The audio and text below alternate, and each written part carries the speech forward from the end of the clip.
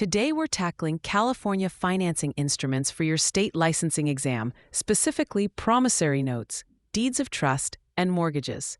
The exam will absolutely test your understanding that California primarily uses deeds of trust, not mortgages.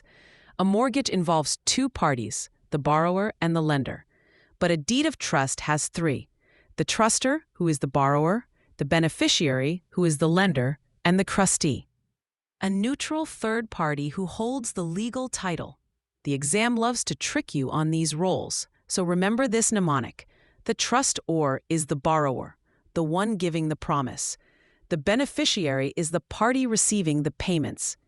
The trustee is the party in between. The promissory note is the actual evidence of the debt, the IOU that details the loan terms. The deed of trust is the security instrument that secures the property as collateral for that note.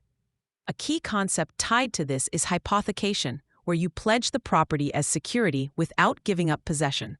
You still get to live in the house. Now let's talk about clauses, a huge area for exam questions. The deed of trust in California almost always contains a power of sale clause. This is critical because it allows the trustee to sell the property in a non-judicial foreclosure if the trustor defaults, which is much faster than the judicial foreclosure process required for mortgages without this clause. Don't confuse the acceleration clause with the alienation clause. The acceleration clause allows the lender to demand immediate payment of the entire loan balance if the borrower defaults on payments. Think accelerate the due date because of default. The alienation clause, also known as the due on sale clause, gives the lender the right to demand full payment if the borrower sells or transfers the property. Think alienating the property by selling it. A common exam trap is to present a scenario where a homeowner sells the property and asks what clause is triggered. The answer is the alienation clause. Once the loan is fully paid, the trustee executes a reconveyance deed.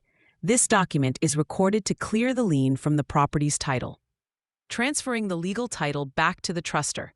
The exam might test you on the timeline. In California, the process to issue and record the reconveyance must start within specific timeframes after payoff. Finally, let's touch on deficiency judgments. After a non-judicial foreclosure under a power of sale, California law generally prohibits the lender from seeking a deficiency judgment for purchase money loans on 1 to 4 unit residential properties.